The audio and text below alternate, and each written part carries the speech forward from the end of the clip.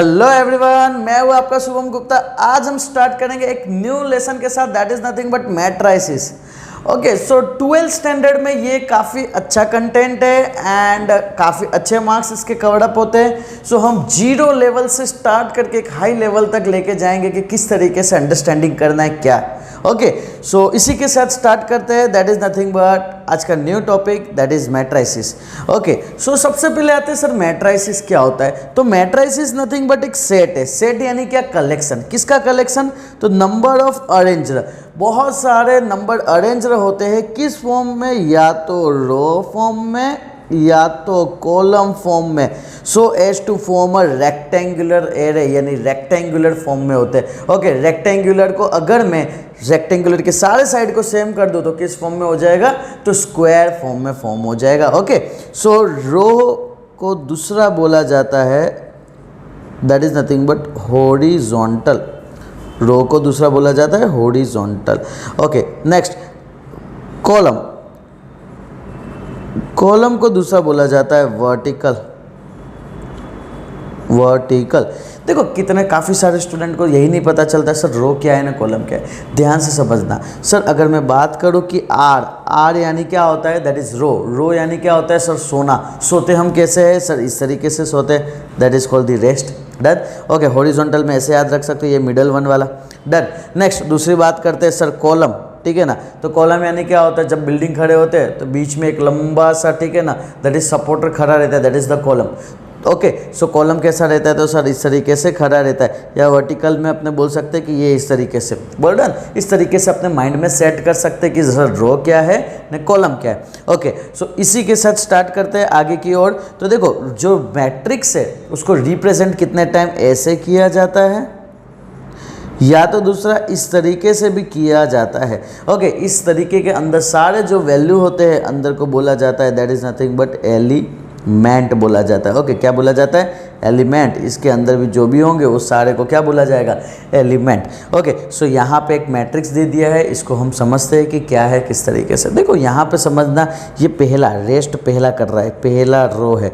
ठीक है, सो पहला रो है तो हम क्या बोलेंगे? तो देखो यहाँ पे first row first row first row, वो हम पहले लिखेंगे। नेक्स्ट अगर मैं बात करूँ ये सेकेंड रो है। ठीक है, तो सेकेंड रो में हम क्या लिखेंगे? तो सर ये सेकेंड रो ने सेकेंड रो है ना, दिख रहा है? यानी कि पहले हम रो को ऑब्जर्व कर रहे हैं। ये थर्ड वन है तो थर्ड रो ने थर्ड रो, हम इसको ऑब्जर्व कर रहे हैं।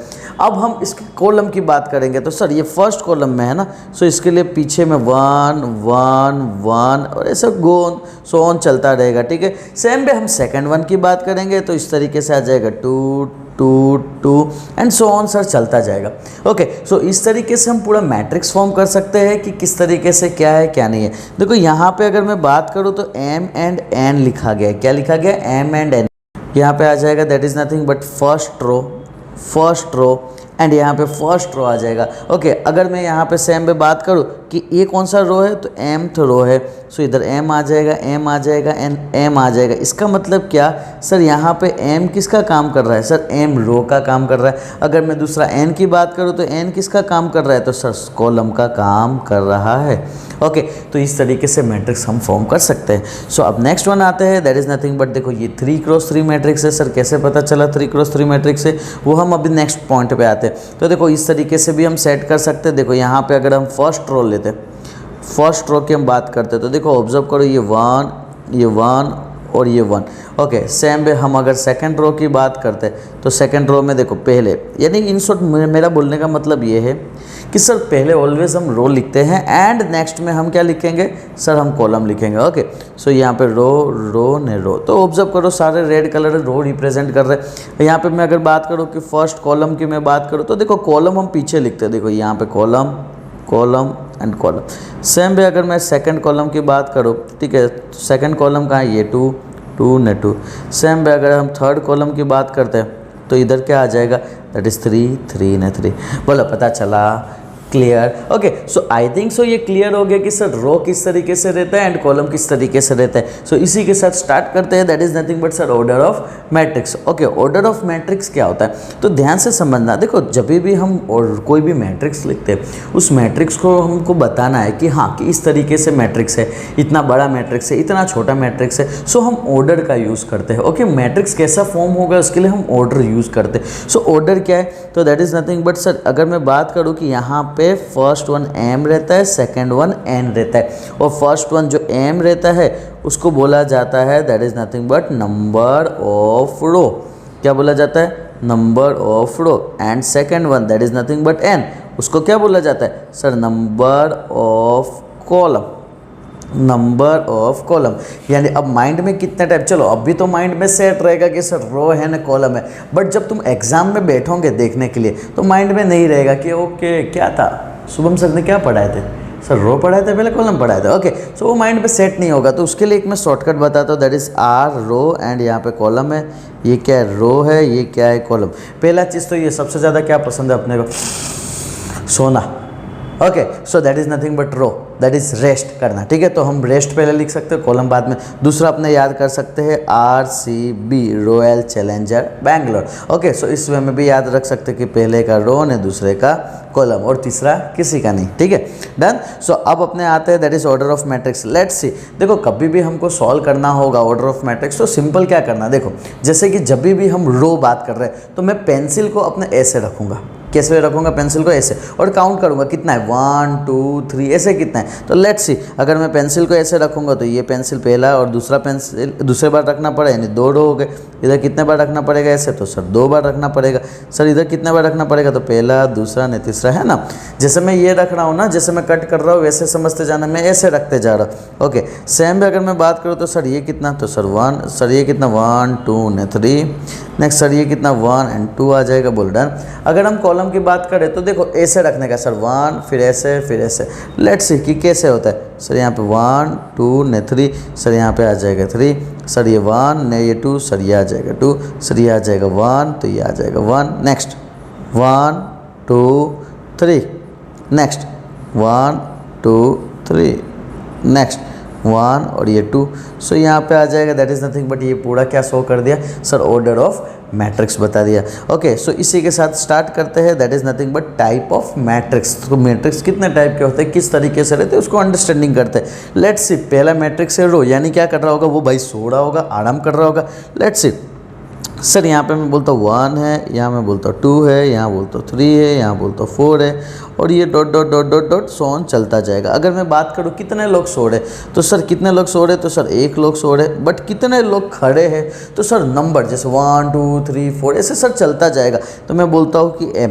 सो अपने को पता चल गया कि order of matrix represented bye 1 cross m। यानी समझना कि जब हम रो की बात करते हैं यानी कि रेस्ट की बात करते हैं तो रेस्ट वाला बंदा एक ही होना चाहिए, और ये मैं m लिख दिया, डन। सेम वे हम कॉलम का भी ऐसे सोच सकते हैं कि सर कॉलम है यानी कि खड़ा हुआ बंदा एक ही होना चाहिए, हम यहाँ पे m लिखेंगे, डन। लेट्स सी, अपने देखते हैं यहाँ पे किस तरीके से। Sir 1 2 3 dot dot dot, sir यहाँ पे अगर बात करें कितने रेस्ट कर रहे थे, 1 2 3 4 ऐसे चलते जाएंगे। सर यहाँ आ जाएंगे m, बट खड़ा कितना है, तो सर एक ही बंदा खड़ा है, दैट इज़ नथिंग बट 1। सो अब नेक्स्ट पॉइंट आते हैं sir, that is nothing but zero matrix. तो देखो जीरो मैट्रिक्स कैसा होता है, तो अपने यहाँ पे देखते हैं, जैसे कि अगर मैं बात करूँ 0 0 0 0, ओके, या तो मैं बोल सकता हूँ sir 0 0 0। Okay, so zero matrix किसी भी तरीके से हो सकता है, बट उसके अंदर क्या होना चाहिए? Zero. And zero matrix represented by O. Zero matrix को कैसे रिप्रेजेंट करते हैं? ओ से रिप्रेजेंट करते हैं। अब आते हैं स्क्वायर मैट्रिक्स। स्क्वायर मैट्रिक्स यानी क्या होता है कि अगर मैं बात करूँ that is nothing but number of row is equal to number of column. जितने नंबर ऑफ रोज है उतने नंबर ऑफ कॉलम होंगे। यानी क्या यहाँ पे या तो ऐसा होना चाहिए m क्रॉस m होना चाहिए, या तो n क्रॉस n होना चाहिए, या तो 2 क्रॉस 2 होना चाहिए, 1 क्रॉस 1 होना चाहिए, 3 क्रॉस 3 होना चाहिए। ओके, इस तरीके के मैट्रिक्स को हम क्या बोल सकते हैं? तो सर स्क्वायर मैट्रिक्स बोल सकते हैं। लेट्स सी, एक एग्जांपल देखते हैं। सर 1 -1 0 1। ओके, सर कितने सो रहे? सर 2 लोग सो रहे। कितने खड़े? सर 2 लोग खड़े। सेम भी अगर मैं बात करूँ सर यहाँ पे आ जाएगा 1 2 3 A B C D E F। Sir ये कितने लोग सो रहे हैं, सर 3 क्रॉस 3 सो रहे हैं। तो इस तरीके के मैट्रिक्स को हम क्या बोलेंगे, स्क्वायर मैट्रिक्स। अब समझना स्क्वायर मैट्रिक्स के अंदर बहुत सारे मैट्रिक्स है। ओके, उसको माइंड में सेट करना, यानी स्क्वायर होना कंपलसरी है तो ही जो होगा, अदरवाइज वो नहीं होगा। लेट्स सी वो कौन कौन से होते हैं। तो पहला वन होता है एक डायगोनल मैट्रिक्स होता है। ओके, नेक्स्ट वन होता है स्केलर होता है। नेक्स्ट होता है आइडेंटिटी होता है। नेक्स्ट वन होता है ट्रायंगुलर होता है। नेक्स्ट वन होता है कि सिमेट्रिक होता है। नेक्स्ट वन होता है स्क्यू सिमेट्रिक होता है। ओके, ट्रायंगुलर में दो होंगे, एक अपर ट्रायंगुलर मैट्रिक्स होगा और एक होगा लोअर ट्रायंगुलर मैट्रिक्स होगा। तो ये काफ़ी सारा एक अलग अलग वे में इस तरीके से फॉर्म होते हैं। सो ये चीज़ माइंड में सेट करना है कि स्क्वायर होना कंपलसरी है, उसके अंदर ही सारा। ओके, देखो यहाँ पे तुम ऑब्जर्व करोगे तो मैंने जीरो मैट्रिक्स नहीं लिखा। सर क्यों नहीं लिखे, क्योंकि जीरो मैट्रिक्स जरूरी नहीं स्क्वायर है, वो अपने इच्छा से। तुम ऑब्जर्व करो यहाँ पे, मैंने यहाँ पे क्या लिखा, ये स्क्वायर मैट्रिक्स है ना सर, स्क्वायर मैट्रिक्स नहीं है, मैं अपने तरीके से यहाँ पे लिख सकता हूँ। सो लेट्स सी, अपने नेक्स्ट स्टार्ट करते हैं, देखते हैं कि क्या है यूनिट मैट्रिक्स, आइडेंटिटी मैट्रिक्स। ठीक है, ये अलग अलग मैट्रिक्स को अपने ऑब्जर्व करते हैं। लेट्स सी यूनिट मैट्रिक्स यानी क्या। तो सर डायगोनल जो रहता है ना, वहाँ पे ऑलवेज जीरो रहेगा। क्या सॉरी, डायगोनल मैट्रिक्स है वहाँ पे ऑलवेज 1 रहेगा, उसके सिवाय सारे वैल्यू क्या रहेंगे सर, जीरो रहेंगे। ओके, सारे वैल्यू क्या रहेंगे, जीरो रहेंगे। सो यहाँ पे जहाँ पे आई एंड जे सेम है वहाँ पे इसका वैल्यू क्या रहेगा सर, 1 रहेगा। जहाँ पे आई एंड जे सेम नहीं है वहाँ वैल्यू इसका 0 रहेगा। देखो ये कैसे मैं बता सकता हूँ, तो यहाँ पे मैं लिखता हूँ ए ए ए ए ए ए ए ए ए फर्स्ट रो तो 1 1 1, second row 2 2 2, third row 3 3 3। Okay, अब मैं कॉलम की बात करता हूँ। First column 1 1 1, second column 2 2 2, third column 3 3 3। Okay, तो तुम अगर यहाँ पे ऑब्जर्व करते हो तो यहाँ पे ध्यान से समझो सीन कैसा हो रहा है। अपने यहाँ पे ये डायगोनली ऑब्जर्व करो, ठीक है, तो ये पूरे पे ऑब्जर्व करो सर। यहाँ पे 1 1 2 2 3 3, ये क्या बता रहा है, यहाँ पे 1 1 2 2 3 3 क्या बता रहा है, दोनों सेम है। तो देखो ये i इक्वल टू जे है। ओके, उसके सिवाय सारे जो भी है वहाँ पे सब अलग अलग वैल्यू, तो i is not equal to j. I think so ये क्लियर हो गया होगा कंसेप्ट। नेक्स्ट अब आते हैं डायगोनल मैट्रिक्स। डायगोनल मैट्रिक्स यानी क्या कि यहाँ पे जहाँ पे ए आई जे, जहाँ आई एंड जे इक्वल नहीं है, तो आई जे इक्वल कहाँ नहीं है, तो देखो यहाँ पे ये जो मैट्रिक्स है, यहाँ पे जो एलिमेंट है वहाँ, और यहाँ पे जो एलिमेंट है यहाँ, ये दोनों पे क्या है, तो आई एंड जे वो दोनों सेम है क्या, ना सर सेम नहीं है। तो उसको बोला जाता है that is I is not equal to J. उस केस में एलिमेंट वैल्यू 0 होगा, सिर्फ एंड सिर्फ डायगोनल पे ही वैल्यू होंगे। नेक्स्ट स्क्वायर मैट्रिक्स, हमने अभी बात की है, number of row is equal to the number of column, यानी n क्रॉस n, उसको हम बोलेंगे स्क्वायर मैट्रिक्स। नेक्स्ट वन आते हैं हम सिमेट्रिक मैट्रिक्स आते हैं। ओके, सिमेट्रिक मैट्रिक्स यानी क्या होता है, तो सर ध्यान से समझना, डायगोनल पे यहाँ पे कोई भी वैल्यू होगा हमको वो मैटर नहीं करता है, बट यहाँ पे ऑब्जर्व करो ये एंड ये सेम होगा। इसको क्या बोल सकते हैं sir, A I J and ए जे आई वाला कंसेप्ट सेम होना चाहिए। इसका मतलब क्या, ध्यान से समझना, A21 उसको उल्टा कर दो तो क्या आ जाएगा सर, A12। ये दोनों के दोनों कैसे होने चाहिए, सेम होने चाहिए। Let's see. ओके, सो यहाँ पे सेम है सर, यहाँ C एंड C सेम है सर, यहाँ D एंड D सेम है, इसको बोलते हैं सिमेट्रिक। ओके, अब एंटी सिमेट्रिक किसको बोलते हैं, दूसरा नाम स्क्यू सिमेट्रिक भी है। डायगोनल पे कंपलसरी एलिमेंट क्या होना चाहिए सर, 0 होना चाहिए। ओके, बाकी जो वैल्यू है डायगोनल पे 0 यानी क्या, जहाँ पे ए आई जे, ठीक है ना, ए आई आई जहाँ पे दोनों सेम है, i इज इक्वल टू जे होता है, वहाँ पे वैल्यू क्या हो जाएगा, 0। अगर मैं इसको j लिखता हूँ तो मैं इसको ऐसा लिख सकता हूँ, i is equal to j. But जहाँ पे आई जे है और जे आई उल्टा होता है, जैसे कि 2 1 है, उसका उल्टा क्या हो जाएगा, 1 2, वहाँ पे साइन चेंज हो जाएंगे। लेट्स सी, जैसे कि ये 1 2 है, इसका उल्टा क्या है, 2 1 है, तो ये दोनों में एक साइन चेंज रहेगा। लेट्स सी कैसे होता है, तो सर यहाँ पे अगर मैं b लिया तो यहाँ पे क्या आ जाएगा सर, माइनस b हो जाएगा। सर यहाँ c लिया तो माइनस c हो जाएगा। सर यहाँ पे अगर मैंने d लिया तो यहाँ माइनस d हो जाएगा। बोलो डन। क्लियर। सो नेक्स्ट वन आते हैं, that is nothing but upper triangular matrix and lower triangular matrix. देखो जब भी हम अपर ट्रायंगुलर मैट्रिक्स की हम बात करते हैं तो ऊपर में वैल्यू होगा, नीचे जीरो होगा। तो देखो यहाँ पे वैल्यू जीरो होगा, बट यहाँ वैल्यू जीरो है, यानी कि यहाँ पे तुम अगर ऑब्जर्व करते हो, पहले हम आई बताते हैं, दूसरे को हम क्या बताते हैं, जे बताते हैं। यहाँ पे आई ऑलवेज ग्रेटर देन है जे। ऑब्जर्व करो, जहाँ पे आई का वैल्यू ग्रेटर देन जे होगा वहाँ पे वैल्यू क्या हो जाएगा, जीरो हो जाएगा। क्या हो जाएगा, जीरो। सो यहाँ पे इसको होना चाहिए आई का वैल्यू ग्रेटर देन जे है।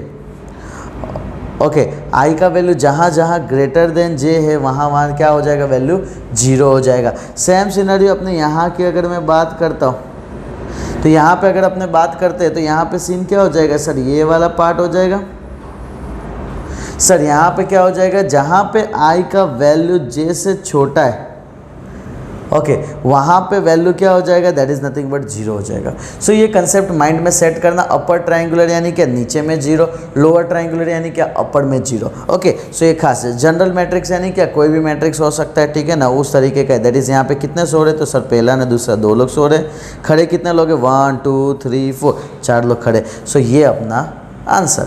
ओके, सो इसी को अपने अब सम्स की ओर चलते हैं, सम्स को अंडरस्टैंडिंग करते हैं कि किस तरीके से।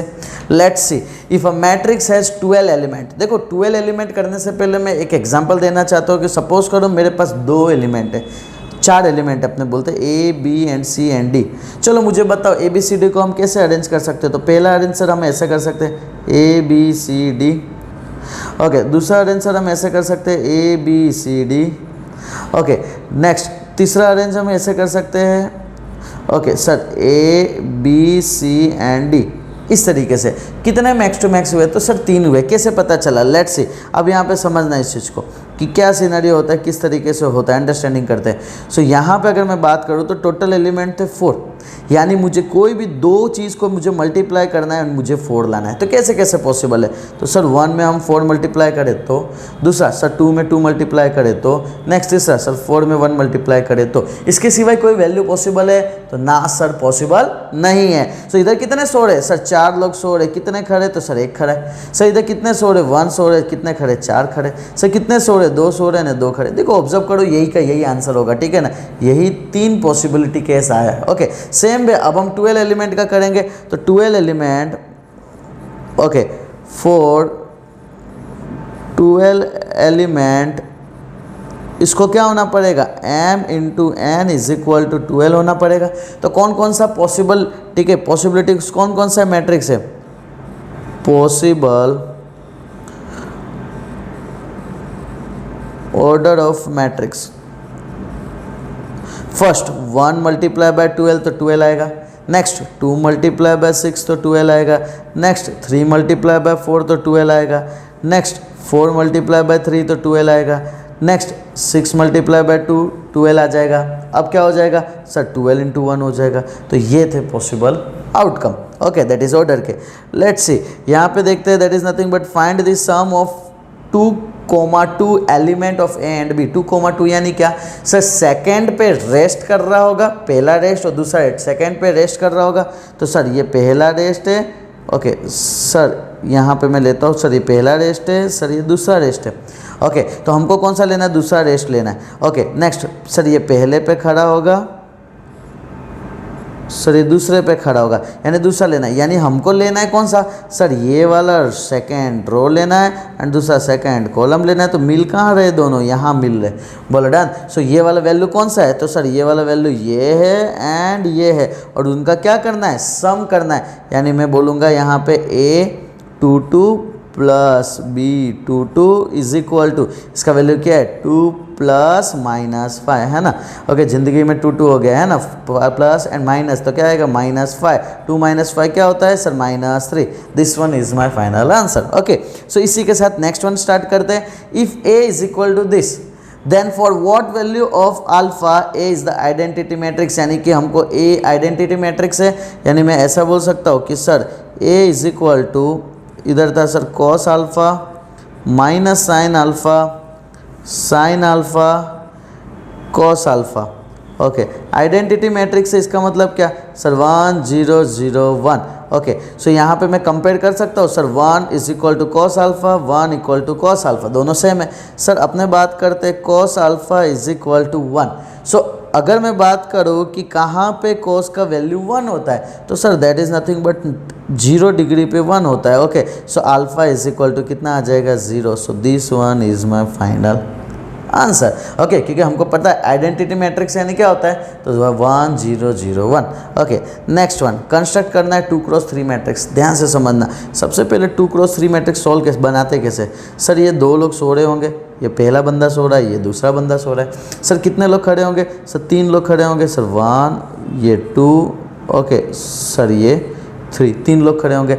यानी अब यहाँ ध्यान से समझना कि कैसे बनेगा।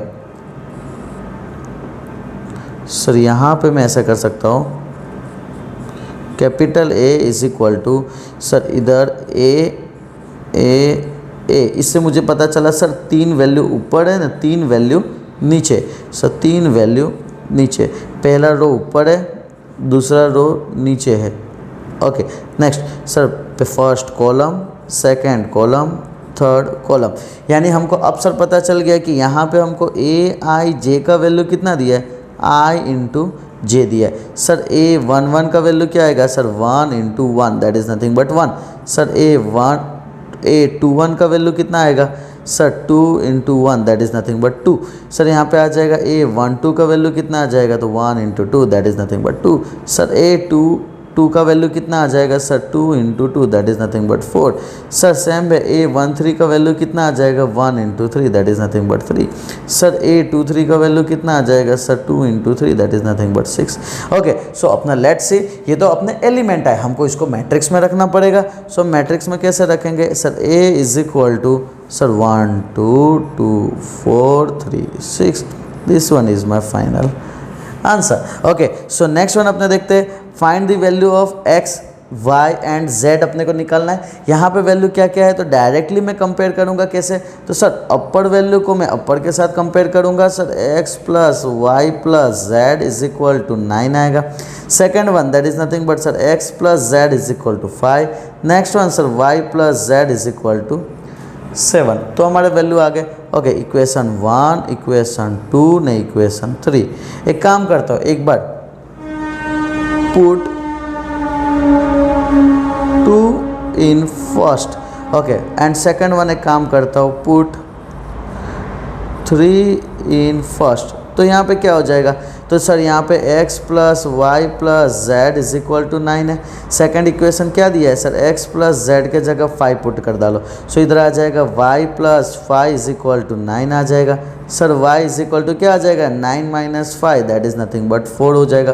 बोलो पता चला, क्लियर। सो यहाँ पे same scenario, sir x plus y plus z is equal to 9 है।